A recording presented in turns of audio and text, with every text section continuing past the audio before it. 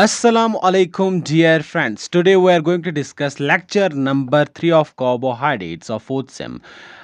इस लेक्चर में हम डिस्कस करने जा रहे हैं stereoisomers, epimers, enantiomers, diastereomers, Haworth's projection and म्यूटा rotation.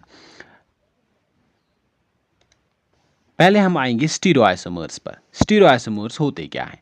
Stereoisomers are type of isomers. ठीक है, टाइप ऑफ आइसोमर्स होते हैं जिसमें नंबर ऑफ एटम्स जो होते हैं वो सैम होते हैं, जिनमें नंबर ऑफ एटम्स सैम होते हैं, यानी कि जो मॉलिक्यूलर फार्मूला है वो सैम होती है। ठीक है, but differ in the special arrangement of their atoms. ठीक है, मगर इनके जो अरेंजमेंट ऑफ एटम्स हैं, ठीक है, अरेंजमेंट ऑफ एटम्स जो है तो वो डिफरेंट होगी। ठीक है, this occurs due to the presence of one or more chiral carbons in a molecule। ये क्यों होता है? स्टीरियोआइसोमेरिज्म क्यों मॉलिक्यूल्स दिखाते हैं? क्योंकि इनमें एक या एक से ज़्यादा chiral carbons प्रेजेंट होते हैं इन मॉलिक्यूल्स में।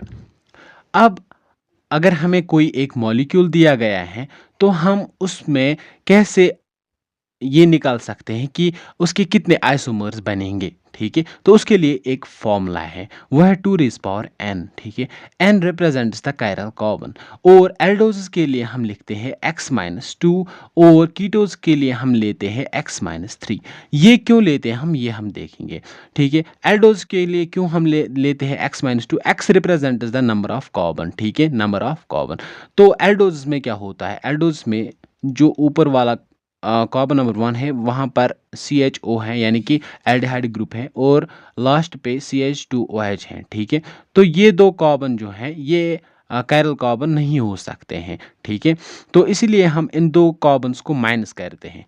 और कीटोज में क्या होता है? कीटोज में 3 कार्बन्स होते हैं, ऊपर वाला CH2OH, नीचे वाला CH2OH हो गए 2, और बीच वाला जो कार्बन नंबर 2 है वो C डबल बॉन्ड O, ये भी कायरल नहीं होता है। इसीलिए हम यहाँ पर कीटोज में x-3 यानी कि 3 कार्बन्स माइनस करते हैं। ठीक है, तो अगर हम लेंगे एग्जांपल ग्लूकोज की, किसकी एग्जांपल लेंगे? ग्लूकोज की, C6H12O6। ठीक है, इसमें जो x है यानी कि नंबर ऑफ कार्बन एटम्स हैं वो कितने हैं? 6। और n क्या लेंगे हम? x-2, क्योंकि ये एल्डोज हैं, x-2 लेंगे, n निकलेगा, यानी कि x जो है ये नंबर ऑफ कार्बन है।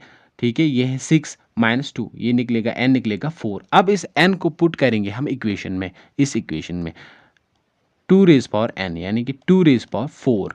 2⁻4 हम करेंगे 2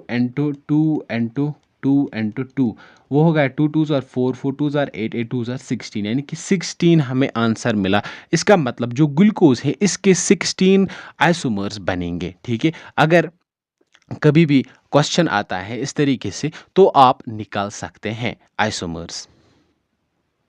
इसके बाद अब हम आते हैं एपीमर्स पर। एपीमर्स क्या होते हैं? एपीमर्स होते हैं ये टाइप ऑफ स्टीरियोआइसोमर्स हैं। ठीक है, they that differ in a configuration of only one chiral carbon. ठीक है, जो इस मॉलिक्यूल में कोई एक कायरल कार्बन है, ठीक है, तो वो एक कायरल कार्बन के कॉन्फ़िगरेशन पर डिफर करेंगे। ठीक है, but that carbon should not be anomeric carbon. जो वो कार्बन होगा वो एनोमेरिक कार्बन नहीं होना चाहिए। ठीक है, एनोमेरिक कार्बन मतलब कार्बन नंबर 1 नहीं होना चाहिए। ठीक है, तो इसको हम देखते हैं। ठीक है, यहाँ पर हमने ग्लूकोज का स्ट्रक्चर बना और यहाँ पर हमने मैनोज का स्ट्रक्चर बनाया। ठीक है, CHO ये एल्डिहाइड ग्रुप है, और कार्बन नंबर 2 जो है हमने लिया कार्बन नंबर 2, ये जो है कार्बन नंबर 2 जो है ये कायरल कार्बन है। कायरल कार्बन क्यों है ये? क्योंकि इसके इर्द गिर्द जो 4 डिफरेंट ग्रुप्स अटैच्ड हैं। कायरल कार्बन क्या हो गया? वो कार्बन जिसके इर्द गिर्द 4 डिफरेंट ग्रुप्स अटैच्ड हो। ठीक है, यहाँ पर CHO ग्रुप है, यहाँ पर OH है, यहाँ पर H है, यहाँ पर C है। ठीक है, तो इसके इर्द गिर्द 4 डिफरेंट ग्रुप्स अटैच्ड है, इसलिए ये कायरल है। तो यहाँ पर हमने लिया मैनोज। मैनोज का कार्बन नंबर 2 जो है ये कायरल कार्बन है, और इसके इर्द गिर्द भी 4 डिफरेंट ग्रुप्स अटैच्ड हैं। तो ये दोनों स्ट्रक्चर्स जो हैं ये एक कायरल कार्बन पर डिफर करते हैं। ठीक है, इनका जो स्ट्रक्चर है ये एक कायरल कार्बन की कॉन्फ़िगरेशन पर डिफर करते हैं। ठीक है, यहाँ पर जो है H जो है वो लेफ्ट साइड में है, यहाँ पर H जो है वो राइट साइड में है, यहाँ पर OH राइट साइड में है, यहाँ पर OH लेफ्ट साइड में है। तो एक कायरल कार्बन पर डिफर करते हैं, इसलिए हम क्या कह सकते हैं, ग्लूकोज और मैनोज जो है ये C2 एपीमर्स है, कार्बन 2 एपीमर्स हैं, कार्बन नंबर 2 पर ये डिफर करते हैं। और इसको हम शॉर्ट ट्रिक से भी निकल सकते हैं, जो मैंने आपको पिछले लेक्चर में दिखाया था, जो ट्रिक दिखाई थी वैसे भी हम निकाल सकते हैं। मैंने लिखा था ग्लूकोज के सामने मैंने 3 लिखा था और मैनोज के सामने मैंने लिखा था 2 3 नंबर, ठीक है। तो इसका मतलब क्या है, इसका मतलब मैंने समझाया था वहाँ पर, ग्लूकोज के सामने मैंने क्या लिखा था 3, इसका मतलब ग्लूकोज में कार्बन नंबर 3 पर जो OH ग्रुप है वो लेफ्ट साइड में है, मैनोज में 2 3 लिखा था, इसका मतलब मैनोज में कार्बन नंबर 2 और कार्बन नंबर 3 पर जो OH ग्रुप है वो लेफ्ट साइड में है। तो इस फॉर्मूला से भी हम निकाल सकते हैं एपीमर्स, ठीक है। तो ग्लूकोज में 3 है और मैनोज में 2 3 है, ठीक है, और 3 3 यहाँ से कैंसल हो जाएगा और यहाँ क्या रह गया 2, इसका मतलब ग्लूकोज और mannose are the C2 epimers of each other, ठीक है। इसके बाद हम आते हैं इनएंशियोमर्स पर, ठीक है। इसके बाद हम आते हैं इनएंशियोमर्स। इनएंशियोमर्स मतलब type of stereoisomers that are non superimposable but mirror images of each other, ठीक है। ये नॉन सुपर इम्पोजिबल होते हैं मगर मिरर इमेजेस होते हैं एक दूसरे के। नॉन सुपर इम्पोजिबल मैंने समझाया था पिछले लेक्चर में, क्या होता है कि अगर हम मैंने ये स्ट्रक्चर जो है ये ग्लाइसराल्डिहाइड के स्ट्रक्चर्स हैं, ठीक है। तो अगर हम इन दो स्ट्रक्चर्स को लेंगे और बीच में एक मिरर डालेंगे तो हमें क्या दिखेगा कि जो ये OH है ये इस साइड आ गया और H जो है वो इस साइड आ गया, ठीक है। राइट का लेफ्ट हो गया, लेफ्ट का राइट हो गया अगर हम इनके बीच में एक मिरर डालेंगे। मगर क्या हो जाता है ये कि जो नॉन सुपर इम्पोजिबल का मतलब क्या है कि अगर हम इस स्ट्रक्चर को लेंगे और इस पर डालेंगे क्या होगा, ये इस पर फिट नहीं आएगा। क्या, कैसे? क्योंकि जो OH है वो H पर आएगा, जो H है वो OH पर आएगा, ठीक है। तो ये फिट नहीं बैठेगा स्ट्रक्चर पे, इसी को हम कहते हैं नॉन सुपर इम्पोजिबल। मैंने यहाँ पर लिखा भी है उर्दू में, OH H पर नहीं आएगा और H जो है वो OH पर नहीं आएगा, इसलिए ये स्ट्रक्चर इस स्ट्रक्चर पर फिट नहीं बैठेगा। तो इसको हम कहते हैं नॉन सुपर इम्पोजिबल, ठीक है। बट ये मिरर इमेजेस होते हैं एक दूसरे के, कि जो यहाँ पर H है यहाँ पर ये लेफ्ट साइड में है, अगर हम इसके बीच में मिरर लगाएंगे तो ये मिरर में क्या दिखेगा, ये मिरर में राइट साइड में दिखेगा। इसी तरीके से OH जो है वो राइट साइड में, वो लेफ्ट साइड में दिखेगा। तो इनको हम कहते हैं इनएंशियोमर्स, ठीक है। तो अब हम आते हैं डाइस्टोमर्स पर। डाइस्टोमर्स क्या होते हैं, दे आर द ये भी स्टीरियो आइसोमर्स होते हैं, मगर ना तो ये सुपर इम्पोजिबल होते हैं, यानी कि ये नॉट सुपर इम्पोजिबल होते हैं, और ये नॉट मिरर इमेज होते हैं एक दूसरे के। ना तो ये सुपर इम्पोजिबल होते हैं, ना तो ये मिरर इमेज होते हैं एक दूसरे के। जैसे हमने राइबोज का एग्जांपल लिया और जाइलोज का एग्जांपल लिया, अगर इनके बीच में मिरर डालेंगे तो ये मिरर इमेजेस भी नहीं है एक दूसरे के, नए ये नॉन सुपर इम्पोजिबल है एक दूसरे के। यानी कि अगर इस स्ट्रक्चर को इस स्ट्रक्चर पर रखेंगे तो ये फिट नहीं आएगा, क्योंकि यहाँ पर जो कार्बन नंबर 3 आप देखोगे, 1 2 3, यानी कि कार्बन नंबर 3 जो यहाँ पर है, यहाँ पर OH जो है वो राइट साइड में है और यहाँ पर OH जो है वो लेफ्ट साइड में है। अगर इनको इस पर रखेंगे, राइबोज को जाइलोज पर रखेंगे, तो जो H है वो कहाँ पर आएगा, वो OH पर आएगा और OH जो है वो H पर आएगा, ठीक है। तो ये नॉन सुपर इम्पोजिबल हो गए, ठीक है। जो ये स्ट्रक्चर्स पढ़ रहे हैं अब तक, जो भी स्ट्रक्चर्स पढ़े अब तक, वो क्या है, उनको हम कहते हैं फिशर्स प्रोजेक्शन, ठीक है। वो फिशर्स प्रोजेक्शन के स्ट्रक्चर्स हैं, ठीक है। और फिशर्स प्रोजेक्शन जो है इसके कुछ बेनिफिट्स भी हैं, कुछ ड्रॉबैक्स भी। बेनिफिट्स क्या है, इट क्लियर रिप्रेजेंटेशन, ये हमें क्लियर रिप्रेजेंटेशन देती है एक कंपाउंड की, ठीक है। ठीक है। और इजी कंपैरिजन, अगर हमें दो मॉलिक्यूल्स के दरमियान कंपैरिजन करना है, ठीक है, तो वो इजी हो जाता है कंपैरिजन करना, कि यहाँ पर OH इधर है, यहाँ पर OH इधर है, H इधर है, H इधर है, ठीक है। तो यहाँ पर जो है कंपैरिजन इजी हो जाता है। सिंपलीफाइज अंडरस्टैंडिंग, जो भी हमने स्ट्रक्चर्स यहाँ पर ड्रा किए हैं अब तक, जो भी स्ट्रक्चर्स ड्रा किए हैं वो हमें इजीली समझ आ गए कि कहाँ पर क्या चीज़ है, ठीक है। तो ये हमें इजीली अंडरस्टैंडिंग होते फिशर्स प्रोजेक्शन में। मगर इसके कुछ ड्रॉबैक्स है, क्या है, यह हमें 2D स्ट्रक्चर्स देता है, कौन, फिशर प्रोजेक्शन, ठीक है। मगर मॉलिक्यूल जो है वो ऑलवेज 3D फॉर्म में होते हैं, जो भी हम बायोलॉजिकल मॉलिक्यूल्स देखते हैं वो 3D फॉर्म में होते हैं। और ये क्या इसका और एक ड्रॉबैक है, वो है कन्फ्यूजन फॉर कॉम्प्लेक्स मॉलिक्यूल। अगर कोई बड़ा मॉलिक्यूल है जैसे स्टार्च है, क्या जैसे इंसुलिन है, या इससे भी बड़ा कोई मॉलिक्यूल है, ठीक है, तो वो कंफ्यूजिंग हो जाएगा। यानी कि अगर हम उसका स्ट्रक्चर बनाएंगे तो वो कंफ्यूजिंग हो जाएगा, ठीक है, तो वो हमें समझ नहीं आएगा इजीली, ठीक है। ये हो गए कुछ हमने कुछ टर्म्स यहाँ पर डिस्कस किए। अब हम आते हैं हैवर्ट्स प्रोजेक्शन पर। हैवर्ट्स प्रोजेक्शन क्या कहता है? हैवर्ट्स प्रोजेक्शन कहता है कि जो ये मॉलिक्यूल्स हैं, जो बायोलॉजिकल मॉलिक्यूल्स हैं, वो एग्जिस्ट करते हैं इन 3D फॉर्म। तो हम क्या करेंगे, हम इनकी साइक्लाइजेशन करेंगे। जो लीनियर स्ट्रक्चर्स हमने देखे हैं, तो उनकी साइक्लाइजेशन करेंगे हम, ठीक है, मोनोसेक्राइड्स की, ठीक है। तो रिंग फॉर्मेशन जिसको हम साइक्लाइजेशन भी कहते हैं, तो इसमें हमें याद रखना है कुछ बेसिक्स। एल्डिहाइड जो है, एल्डिहाइड ग्रुप, ये एल्डिहाइड ग्रुप है, तो अगर ये अल्कोहलिक ग्रुप के साथ जुड़ जाएगा तो ये बनाएगा हेमी एसिटल। क्या बनाएगा? हेमी एसिटल, जिसमें एल्डिहाइडिक ग्रुप भी है और अल्कोहलिक ग्रुप भी इसके साथ जुड़ा हुआ है, तो ये बनाएगा हेमी एसिटल। अगर कीटोनिक ग्रुप जो है वो जो जुड़ेगा अल्कोहलिक ग्रुप के साथ, वो बनाएगा हेमी कीटल, ठीक है। तो साइक्लाइजेशन कैसे होती है? जो ये एनोमेरिक कार्बन है, क्या है? एनोमेरिक कार्बन, कार्बन नंबर 1, ये जुड़ा हुआ होता है ऑक्सीजन के साथ विद डबल बॉन्ड। तो ऑक्सीजन जो है वो मोर इलेक्ट्रोनेगेटिव है। क्या है? मोर इलेक्ट्रोनेगेटिव, ठीक है। ये इस कार्बन को, एनोमेरिक कार्बन को पार्शियली पॉजिटिव चार्ज देगा, ठीक है, पार्शियली पॉजिटिव चार्ज देगा। तो ये जो है, ये कार्बन, एनोमेरिक कार्बन जो है, ये अनस्टेबल हो जाएगा। तो ये क्या करेगा, ये अपने आप को स्टेबल करने की कोशिश करेगा।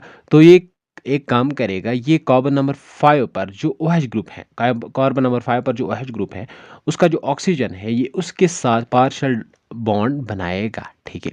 क्या बनाएगा? Partial bond. जो कार्बन है, जो एनोमेरिक कार्बन है, ये क्या है? इलेक्ट्रॉन डेफिशिएंट हो गया, इलेक्ट्रॉन डेफिशिएंट, क्योंकि इसमें पार्शियल पॉजिटिव चार्ज है, ठीक है। तो ये क्या करेगा, ये पार्शियल बॉन्ड बनाएगा किसके साथ? ऑक्सीजन के साथ। किसके? ऑक्सीजन के साथ, जो कार्बन नंबर 5 है। तो जो ये कार्बन है, इसके साथ जो ऑक्सीजन है, जो इसके साथ ऑक्सीजन है, ठीक है, तो ये क्या करेगा, ये इस हाइड्रोजन को लेगा, ये इस हाइड्रोजन को लेगा, ये इसके साथ बॉन्ड बनाएगा, ठीक है। अब जो ये ऑक्सीजन है, ये बन गया OH, ठीक है, ये बन गया OH, ठीक है, क्योंकि इसने हाइड्रोजन के साथ बॉन्ड बनाया। तो या तो ये OH रहेगा राइट साइड में, या तो रहेगा लेफ्ट साइड में। अगर C1 पर OH रह गया राइट साइड में, तो इसको हम कहेंगे अल्फा। अगर रह गया लेफ्ट साइड में तो कहेंगे बीटा, ठीक है। तो इस आइसोमेरिज्म को हम कहते हैं, इन आइसोमर्स को हम कहते हैं, आ, जो एनोमेरिक कार्बन पर OH जो है, अगर ये लेफ्ट साइड में है या राइट साइड में है, जो ये आइसोमर्स है, इन आइसोमर्स को हम कहते हैं एनोमर्स, ठीक है। तो देखिए यहाँ पर हमने ग्लूकोज का स्ट्रक्चर बनाया, ठीक है। इसका जो एल्डिहाइड ग्रुप पर OH ग्रुप जो अब आ गया, ठीक है, ये इस वक्त राइट साइड में है, ठीक है, तो ये बन गया अल्फा डी ग्लूकोज। डी क्यों है? ये डी क्यों है? क्योंकि जो कार्बन, जो लास्ट वाला कार्बन है, उससे पहले वाला कार्बन जो है, उस पर OH ग्रुप जो था वो राइट साइड में था, ठीक है। तो यहाँ पर भी कार्बन, लास्ट कार्बन जो है, उससे पहले वाला कार्बन जो है, उस पर OH ग्रुप जो था वो राइट साइड में था, इसलिए डी। डी मतलब दुश्मन, ठीक है। तो अगर लेफ्ट साइड में होगा तो एल फॉर्म, ठीक है, ये डी फॉर्म है, ठीक है। अल्फा, अल्फा क्यों लगा है? क्योंकि एनोमेरिक कार्बन पर OH जो है वो राइट साइड में, तो यहाँ पर एनोमेरिक कार्बन पर जो OH है वो लेफ्ट साइड में है, इसलिए बीटा, ठीक है। तो इन्होंने आइसोमर्स बनाए, ठीक है। इसका आइसोमर है, इसका आइसोमर है, ठीक है। इन आइसोमर्स को हम कहते हैं एनोमर्स, ठीक है। तो अब हम आते हैं रिंग स्ट्रक्चर पर। तो रिंग स्ट्रक्चर कैसे बनता है, ठीक है। अगर जो ये रिंग है, अगर ये रिंग बन गई, अब अगर ये रिंग 6 मेंबर्ड है, यानी कि 6 कार्बन वाली रिंग है, तो इसको हम कहेंगे पायरेनोज। अगर ये 5 कार्बन वाली है, इसको हम कहेंगे फ्यूरानोज, ठीक है। यहाँ पर ग्लूकोज जो है ये 6 मेंबर्ड रिंग है, ठीक है। तो यहाँ पर इसने क्या किया, कार्बन नंबर 1, जो ये कार्बन है, कौन? जो कार्बन नंबर 1 है यहाँ पर, ये अब जुड़ गया किसके साथ? कार्बन नंबर 5 के साथ, ठीक है। तो यहाँ पर क्या हो गया, कार्बन नंबर 1 जो है, कार्बन नंबर 1 पर OH जो है, अगर ये नीचे की जानिब है, अगर ये नीचे की ओर है, ठीक है, बिलो द प्लान है, तो ये राइट साइड कहलाएगा, ठीक है, राइट साइड मतलब अल्फा, ठीक है। अगर ये अबो द प्लान है, ऊपरी साइड में है, तो ये लेफ्ट साइड कहलाएगा, लेफ्ट साइड मतलब बीटा, ठीक है।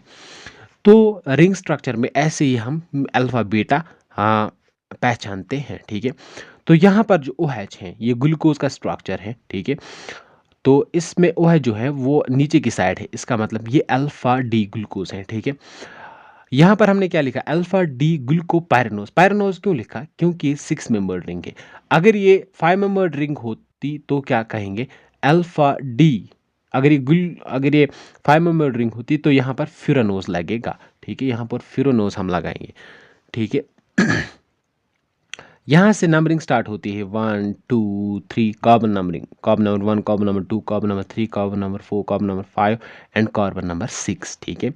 तो ये यहाँ पर भी ये ग्लूकोज का स्ट्रक्चर है, ठीक है। इनकी प्रैक्टिस आप करेंगे तो आपको ये इजी लगेगा, ठीक है।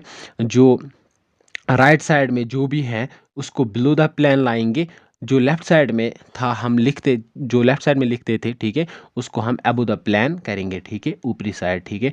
जो राइट साइड में उसको नीचे की ओर लिखेंगे, ठीक है। तो यहाँ पर रिंग स्ट्रक्चर बनेगा, ठीक है। तो इसको बीटा क्यों लिखा, क्योंकि यहाँ पर OH जो है C1 पर वो ऊपरी साइड में है, अबो द प्लान है, ठीक। इसके बाद कुछ टर्म्स है, कॉन्फ़िगरेशन। कॉन्फ़िगरेशन मतलब अगर हम अल्फा डी को कन्वर्ट करेंगे बीटा डी में, ठीक है, अल्फा डी फॉर्म को करेंगे कन्वर्ट बीटा डी फॉर्म में, ठीक है। तो इसके लिए हमें इस मॉलिक्यूल की कॉन्फ़िगरेशन चेंज करनी पड़ेगी। कॉन्फ़िगरेशन मतलब हमें बॉन्ड्स तोड़ने पड़ेंगे और न्यू बॉन्ड्स बनाने पड़ेंगे। कैसे, मिसाल के तौर पर यहाँ पर जो है, यहाँ पर कार्बन है, यहाँ पर C डबल बॉन्ड O है, यहाँ पर H है, ठीक है। अगर इस H को इस साइड लाना है, ठीक है, इस साइड लाना है, और इस O को इस साइड लाना है, ठीक है, तो क्या करना पड़ेगा, बॉन्ड्स तोड़ने पड़ेंगे। क्या करना पड़ेगा, बॉन्ड्स तोड़ने पड़ेंगे। तो फिर हम इसको यहाँ पर लाएंगे और इसको यहाँ पर लाएंगे, इसको हम कहेंगे कॉन्फ़िगरेशन, ठीक है।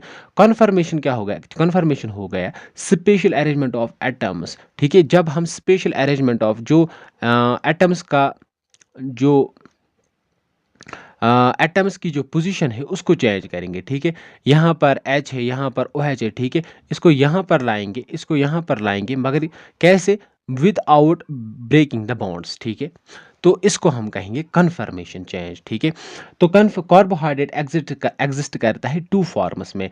तो चेयर फॉर्म, एक तो है चेयर फॉर्म, एक तो है बोट फॉर्म, ठीक है। ये आपको नहीं पढ़ना है, ये आपको आगे जाकर खुद आप पढ़ेंगे, ये आगे जाकर यहाँ पर नहीं पढ़ना है, ठीक है। इसके बाद है optical active compounds. Optical active compounds क्या हो गए, ऑप्टिकल एक्टिव कंपाउंड्स क्या हो गए, molecules that have ability to rotate plane polarise light either right और लेफ्ट, ठीक है।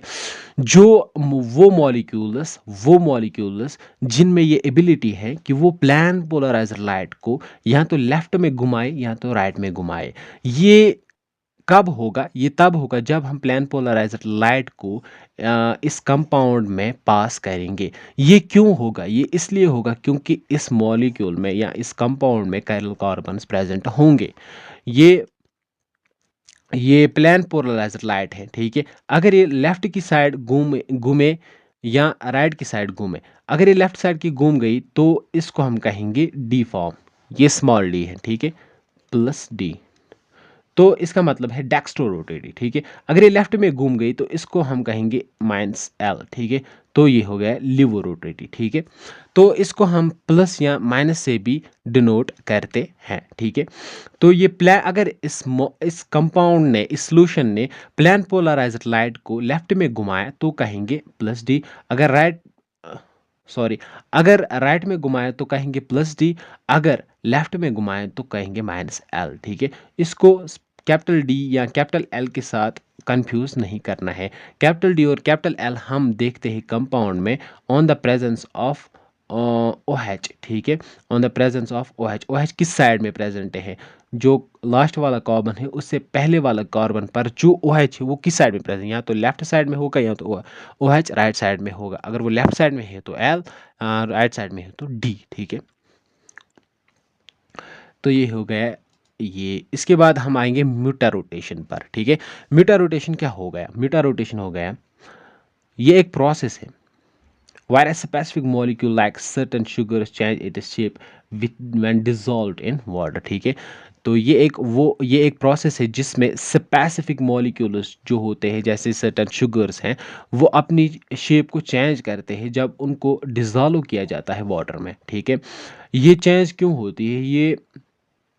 ये चेंज जो है ये इसलिए होती है क्योंकि जो मॉलिक्यूल्स है ये अपने आप को डिफरेंट फॉर्म्स में तब्दील करते हैं, ठीक है। डिफरेंट फॉर्म्स में, डिफरेंट स्ट्रक्चर्स में अपने आप को तब्दील करते हैं। जैसे कि ग्लूकोज जो है ये एग्जिस्ट करता है टू फॉर्म्स में, अल्फ़ा और बीटा, ठीक है। अल्फ़ा फॉर्म में या बीटा फॉर्म में, ठीक है। अगर हमने ग्लूकोज को डिज़ोल्व किया वाटर में, ठीक है, तो अगर हम इसकी रोटेशन देखेंगे तो ये आएगी प्लस 112.2 डिग्री, ठीक है। तो बीटा डी ग्लूकोज की कंसंट्रेशन जो रोटेशन आएगी वो आएगी 18.7, ठीक है। तो अगर हम इस सॉल्यूशन को एक दिन के लिए रखते हैं तो दूसरे दिन जब हम आएंगे तो इन दोनों की रोटेशन होगी प्लस 52.7। ये क्यों होगी? ये इसलिए होगी क्योंकि इनमें म्यूटा रोटेशन प्रोसेस हो गई होगी, ठीक है। तो ये हम समझेंगे ये कैसे होती है, ठीक है। म्यूटा रोटेशन जो प्रोसेस है, अगर हमने ग्लूकोज को डिप किया वाटर में, ठीक है, तो ये कन्वर्ट हो जाएगी अल्फा डी ग्लूकोज में, फिर ओपन चैन में, फिर बीटा डी ग्लूकोज में, या बीटा डी ग्लूकोज में, फिर ओपन चैन में, फिर अल्फा डी ग्लूकोज में, ठीक है। यहाँ पर हम ग्लूकोज की एग्जाम्पल लेते हैं स्पेसिफिक, ठीक है। तो जो अल्फा फॉर्म होगा वो 36% बनेगा, ठीक है। अल्फा फॉर्म जो होगा वो 36% रहेगा सोल्यूशन में, 1% ओपन चैन रहेगा, और जो बीटा फॉर्म रहेगा वो 63% रहेगा, ठीक है। 36% मतलब परसेंट मतलब डिवाइड बाय 100, 36 डिवाइड बाय 100 वो आएगा 0.36, और 63 डिवाइड बाय 100 वो आएगा 0.63। तो जो जब हम कैलकुलेट करेंगे तो इस तरीके से करेंगे कि 112.2, क्योंकि जब हमने रोटेशन देखी थी अल्फा डी ग्लूकोज की वो कितनी आई थी 112.2, ठीक है। जब हमने इसकी देखी कि बीटा की तो वह कितनी आएगी आई 18.7, ठीक है। तो हम इसको इंटू करेंगे अल्फा डी ग्लूकोज, इसको इंटू करेंगे बीटा डी ग्लूकोज। तो 112.2 इंटू अल्फा डी ग्लूकोज कितना है 36%, ठीक है।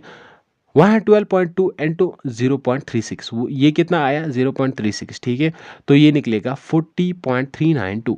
तो यहाँ पर ये निकलेगा 11.781। जब इनको हम प्लस करेंगे, ठीक है, जब उनको हम एडिशन करेंगे वो आएगा 52.173। इसीलिए जब हमने एक दिन के लिए रखा था उस सोल्यूशन को तो वो उसकी रोटेशन जो आई दूसरे दिन वो आई 52.173। क्यों आई? क्योंकि इसने इस जो सॉल्यूशन है इसमें म्यूटा रोटेशन प्रोसेस हो गई थी, ठीक ठीक है। तो ये था हमारा आज का लेक्चर, इसको हम यहीं पर ख़त्म करते हैं। Thank you.